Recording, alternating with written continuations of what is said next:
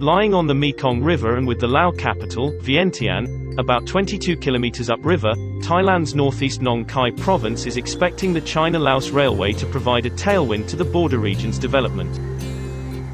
เป็นโชคดีนะคะสำหรับประเทศไทยแล้วก็โดยเฉพาะอย่างยิ่งของคนหนองคายค่ะที่มีรถไฟความเร็วสูงเข้ามานะคะเพราะว่าสิ่งแรกที่จะได้ก็คือการเดินทางของผู้คนนะคะแล้วก็โดยเฉพาะอย่างยิ่งในสายของการท่องเที่ยวจะเป็นผู้ที่ได้รับประโยชน์ในอันดับต้นเลยนะคะแล้วก็รองลงมาก็จะเป็นเรื่องของการค้าขายนะคะซึ่งเราก็มองว่าในมุมของคนไทยนะคะตลาดจีนนี่ก็เป็นตลาดที่ค่อนข้างใหญ่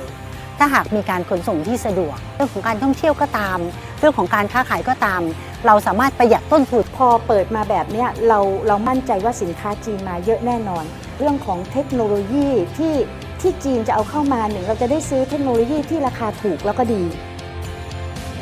The China-Laos Railway spans over 1,000 kilometers linking Vientiane with Kunming, capital of southwest China's Yunnan province.